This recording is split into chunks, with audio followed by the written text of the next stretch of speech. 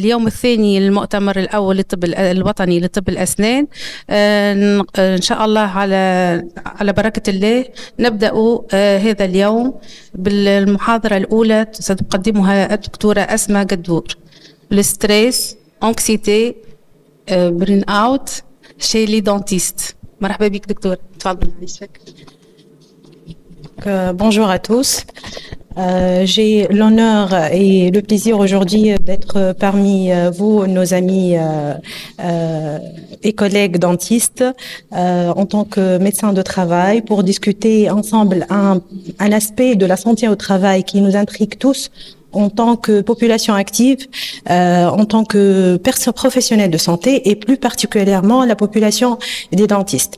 Mais avant de commencer, je m'arrête pour remercier le comité d'organisation, la direction régionale de la santé de Koroan, Dr Demessi et tous les participants qui ont abouti et qui ont contribué à la réussite de cette journée et de ce congrès national de médecine dentaire. Alors, on va s'intéresser aujourd'hui surtout à l'aspect de la santé mentale des dentistes, à savoir le stress, l'anxiété et le burn-out. Et qui parmi nous n'a pas annoncé le mot « je suis stressé ». Au moins une fois par semaine, je disais, mais sinon on peut l'entendre de notre entourage professionnel ou personnel. Ça devient un peu un symptôme à la mode. Et d'ailleurs, dans des recherches, dans des moteurs de recherche, ce sont des termes qui sont de plus en plus, leur recherche est croissante dans plusieurs moteurs, et les dernières statistiques de Google ont montré que nous avons atteint les dizaines de millions de recherches sur des termes en rapport avec la santé mentale, tels qu'anxiété, stress, épuisement professionnel, burn-out, et d'où ce qui met en évidence un problème critique, un type de souffrance particulier auquel on doit s'intéresser. Pour le dentiste, c'est un métier qui constitue un pléthore d'avantages pour la population en général, pour le public. Il voit ce métier comme un métier prestigieux. Les jeunes étudiants voient un métier promoteur, avec un niveau de vie élevé, avec un prestige, une liberté de pratique peut-être, une formation universitaire aussi de qualité. Mais ce métier n'est pas anodin. La vie ou bien ce métier n'est pas aussi agréable vu la présence de risques professionnels dans l'environnement de travail, à savoir les agents biologiques, des agents physiques, mécaniques et aussi des agents mentaux qu'on va détailler ensemble au cours de cette conférence. Et là, tous ces termes en rapport avec la santé mentale, à savoir le stress, le rendement, la satisfaction, la dépression, la productivité, intéressent particulièrement la population des dentistes et chirurgiens dentistes. Et pour commencer, on va essayer de comprendre un peu ces termes. Alors, la santé mentale est une réalité préoccupante. Selon l'OMS, la profession de chirurgien dentiste est parmi les professions les plus sujettes au stress, avec, selon les dernières statistiques faites par le Conseil de l'Ordre en France, il y a 58% des praticiens dentaires qui ont été ou sont touchés par l'épuisement professionnel. Et ces chiffres sont énormes, alarmants, avec 73% qui ressentent une dépersonnalisation des relations avec les patients. Donc le stress au travail, finalement, quand est-ce qu'il survient? Il survient lorsque l'individu se retrouve confronté à une situation pour laquelle il doute de procéder des ressources nécessaires pour y faire face. Et donc, on a un déséquilibre entre les ressources qu'on a, les ressources humaines, et les exigences et les contraintes professionnelles. Mais, je vous le dis dès maintenant, le stress ne doit pas être évité. Au contraire, le stress doit être géré, et selon Darwin, il voit que le stress est nécessaire pour l'évolution adaptative. Donc, on va voir pourquoi finalement le stress ne doit pas être évité. Alors, lorsque notre organisme est agressé par un facteur extrinsèque quelconque, notamment un hernie de stress, il mobilise instantanément ses ressources pour s'adapter à cette situation. Les ressources le système nerveux, des réactions du système nerveux endocrinien, immunitaire et limbique. Et donc, pour essayer de faire face à ce stress. Et donc, le stress va évoluer selon 3 phases. Une phase d'alarme, puis une phase de résistance et une phase d'épuisement. Une phase d'alarme, face à un stress aigu, par exemple, une situation stressante, une tachycardie, sueur, devant une situation stressante aiguë. Et c'est le système sympathique qui est mis en jeu. D'accord? Par la suite, il y a la phase de résistance. L'organisme, voilà, le corps humain, il va s'adapter petit à petit à cette situation stressante par le développement et par la mise en jeu du système parasympathique. Donc, une sorte d'adaptation face à une situation stressante et on parle du stress positif ou de stress, qui est le stress responsable de la compétitivité au travail, de l'engagement social, de l'attitude entreprenante, du succès finalement en milieu de travail, succès professionnel. Mais si ce stress se prolonge et devient un stress chronique, là, on est dans la phase d'épuisement. Et on parle de distress ou bien le stress négatif responsable de maladies, notamment les maladies cardiovasculaires, de troubles de vieillissement, de désorganisation de projets de vie et même de certains cancers. C'est pas prouvé scientifiquement, il n'y a pas une relation cause à effet, mais plusieurs études ont fait le lien entre le stress au travail et certaines maladies néoplasiques. Donc finalement, la courbe du stress suit une forme en U. Si on n'a pas de stress, on mène une vie qui est ennuyante, qui est apathique, on n'a pas d'action dans notre vie professionnelle. Une zone de stress souhaité, donc qui va augmenter notre performance, et trop de stress, là on est dans la fatigue, l'anxiété, la rupture, la dépression et au stade ultime le burn-out. Alors c'est quoi le burn-out? Finalement, on n'a pas une définition qui est consensuelle. Depuis des années, il y a la mise en lumière de plusieurs définitions nombreuses qui ont essayé de comprendre ce concept avec des variables, avec ces définitions qui sont variables les unes aux autres. Donc, vous voyez ici plusieurs définitions ont été adaptées depuis les années 70, mais la plus connue et qu'on utilise jusqu'à maintenant est la définition de Maslach. Je pense que vous avez entendu de Maslach, اللي هو نعتمدوه في البرن-اوت ولا في الكيستيونير نتاع البرن-اوت. Alors la définition de Maslach, il définit le burn-out comme une incapacité d'adaptation de l'intervenant, du travailleur, du dentiste ici, à un niveau de stress émotionnel continu causé par l'environnement de travail. C'est un défaut d'adaptation. D'accord?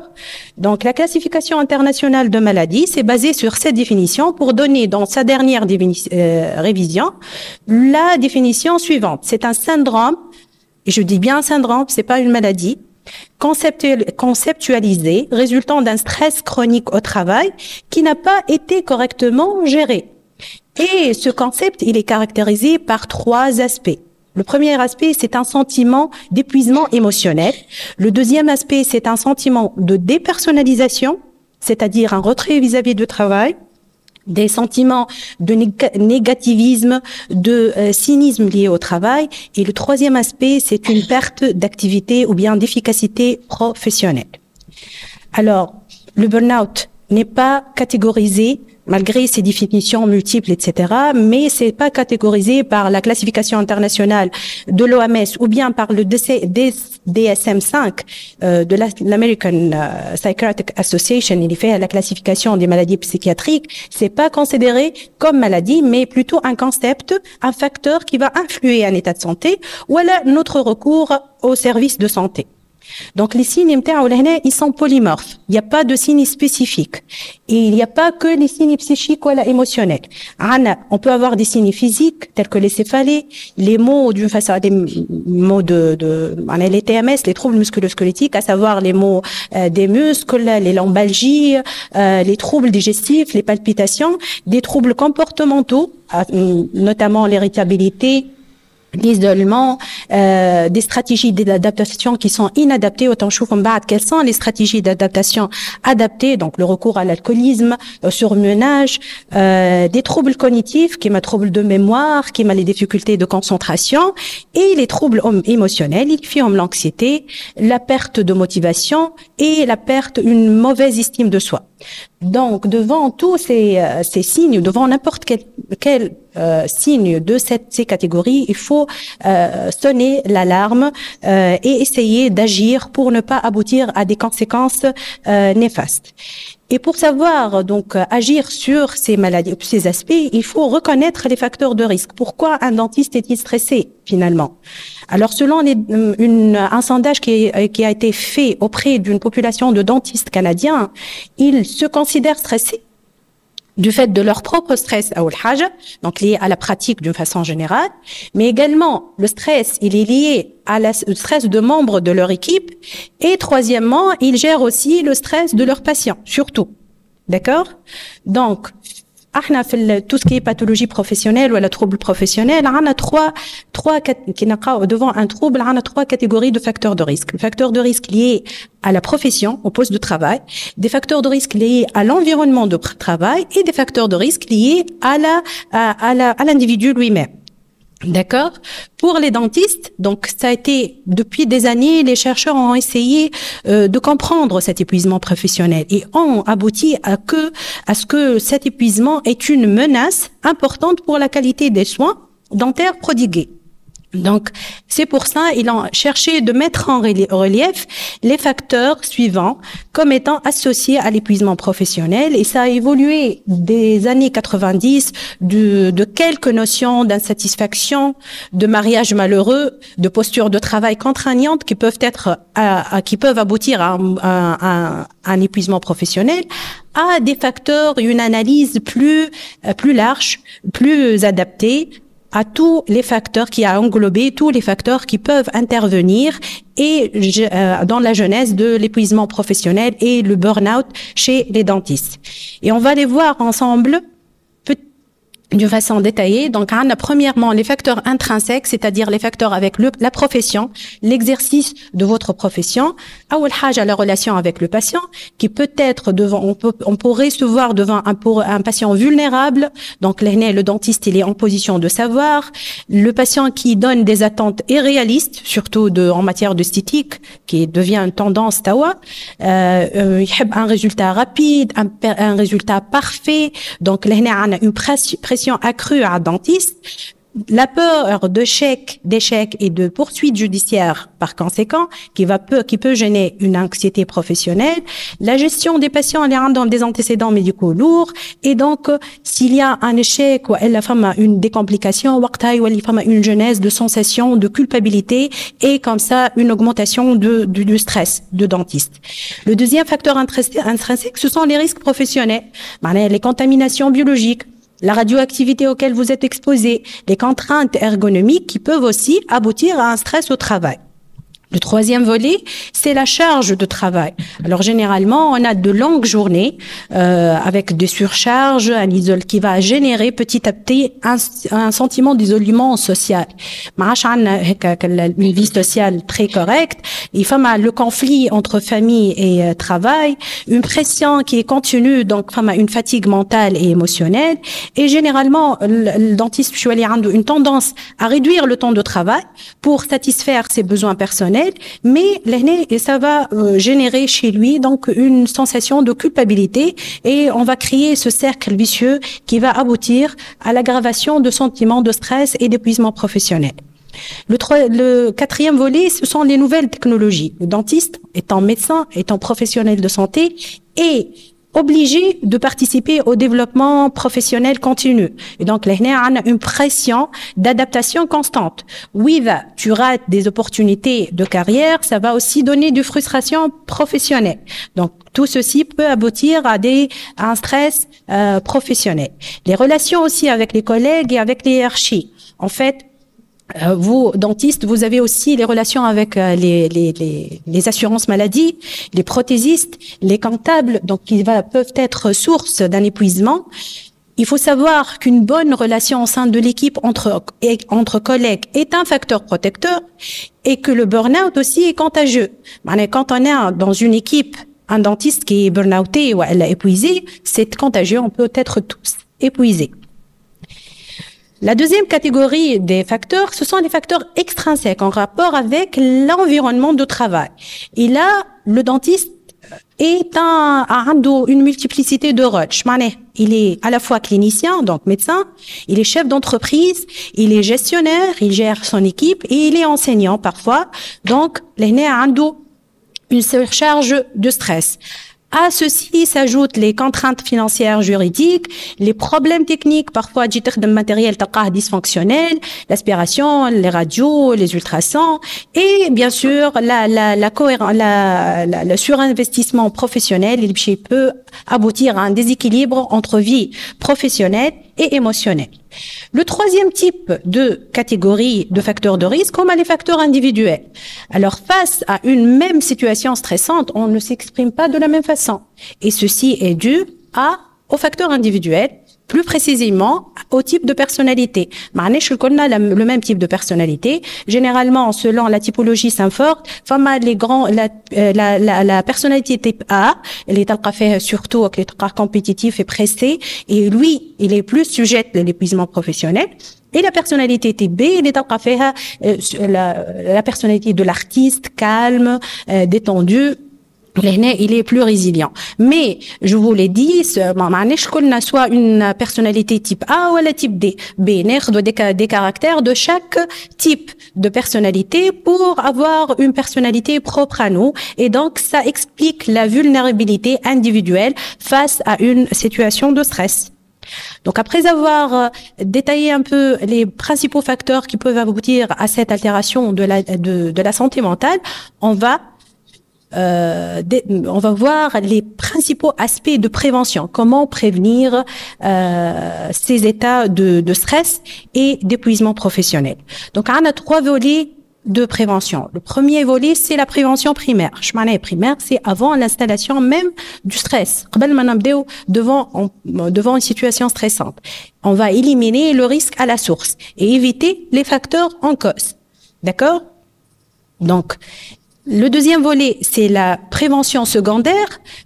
Déjà, on est devant un facteur, le facteur stressant, il est là, mais on doit dépister, on doit reconnaître précocement les symptômes de stress et faire une intervention rapide. C'est-à-dire, on doit essayer d'améliorer les stratégies d'adaptation. On va essayer de prolonger la phase de résistance pour ne pas aboutir à la phase d'épuisement. Le troisième volet, c'est la prévention tertiaire. Ici, généralement, le traitement, parce que l'on a un dentiste qui est déjà épuisé. Et le but de cette prévention, c'est de faire face aux conséquences de la maladie, d'encourager la réhabilitation, pour avoir une bonne vie professionnelle, encore une fois, et éviter les rechutes. Donc, on va détailler la prévention primaire qui nous intéresse tous. C'est généralement une prévention organisationnelle. Donc, l'organisation de travail pour réduire et éviter les facteurs dès le début. Donc, on va essayer de réduire les exigences et renforcer d'un autre côté les ressources professionnelles. Qui fait chez donc, par la formation et sensibilisation.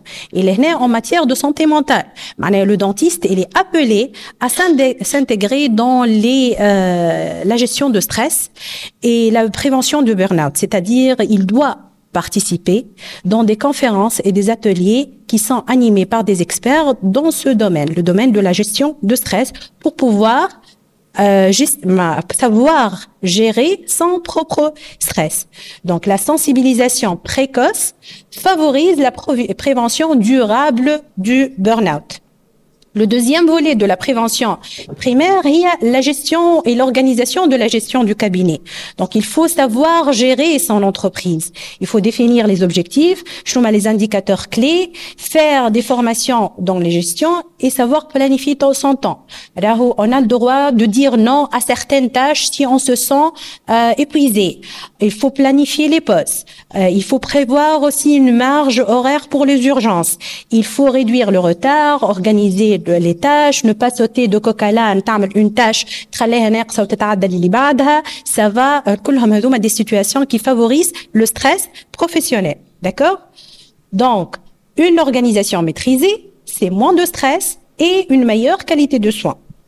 Troisièmement, c'est l'ergonomie et l'ambiance de travail. Donc, il faut optimiser les conditions de travail pour réduire les facteurs de stress. Il faut avoir des équipements adaptés, un éclairage optimal, une ambiance apaisante du travail, à savoir la lumière naturelle, la vue extérieure. Il faut aussi donner aux patients un espace confortable. Le stress de patient génère chez le dentiste un stress supplémentaire. Donc, une bonne ergonomie protège la santé physique, tout ce qui est TMS, tout ce qui est infection, mais aussi la santé mentale. Quatrièmement, c'est la gestion d'équipe, c'est le relationnel entre les membres de l'équipe. Il faut favoriser le respect, l'échange, la reconnaissance, organiser des réunions régulières entre équipes pour échanger non seulement l'expérience professionnelle, mais des expériences en termes de santé mentale et encourager la cohésion hors travail. Donc, une équipe soudée diminue la charge émotionnelle et favorise la motivation collective. Le cinquième volet, qui est un volet plus large, qui intéresse surtout la stratégie de l'État, c'est de révaloriser le métier. Donc, une reconnaissance financière et symbolique, ça va certainement diminuer le stress chez les professionnels de santé d'une façon générale et plus particulièrement chez les dentistes. Aboutir sur l'échelle nationale des formations encouragées et accessibles et reconnaître le burn-out en tant que maladie professionnelle. Il y a des maladies professionnelles qui sont reconnues par l'État. Si cette maladie elle est reconnue, un système de réparation en termes surtout financiers. Mais malheureusement, malgré que le burn-out est purement professionnel, il n'est pas reconnu en tant que maladie professionnelle. Le deuxième volet, donc, c'est la prévention secondaire et qui intéresse surtout, ce sont des interventions centrées sur la personne. Individuellement pour gérer notre stress.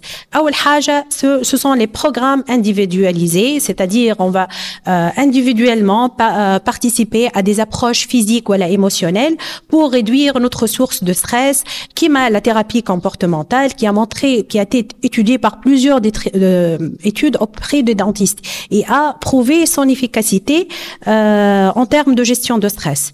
Deuxièmement, donc ces approches cognitivo-comportementales, اللي هما الTCC.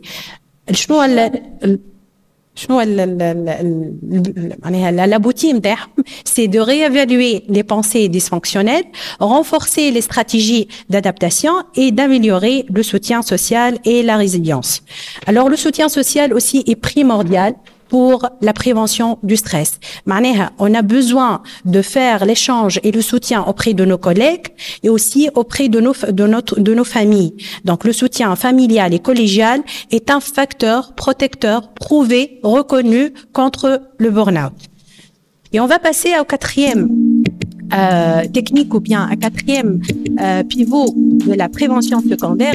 On a des techniques de relaxation et la pleine conscience. Il est à tendance معروفين برشا, pas uniquement en milieu professionnel, mais حتى في la vie personnelle.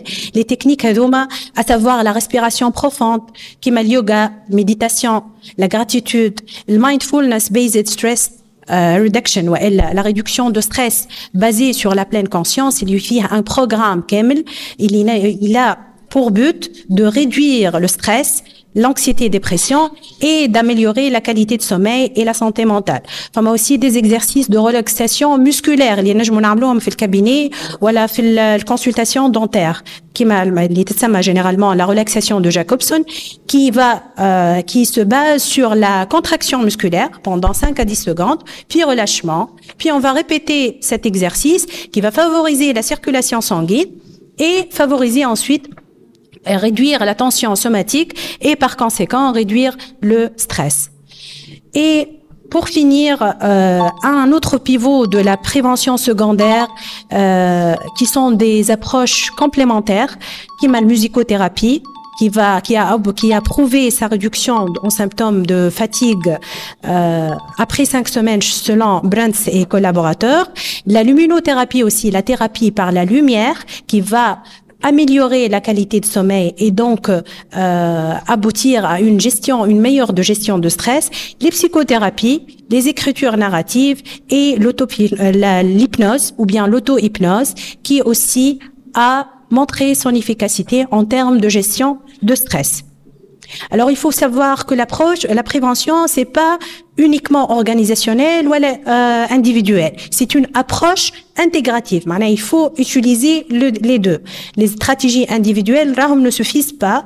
Il faut ajouter les changements organisationnels.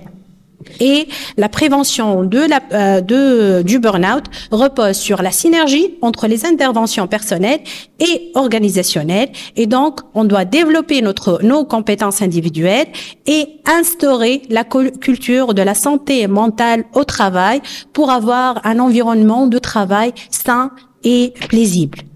Voilà, donc je conclus par dire que le burn-out n'est pas une fatalité, même si l'exercice de la dentisterie génère nécessairement le stress. Les moyens d'éviter ce burn-out et stress sont là,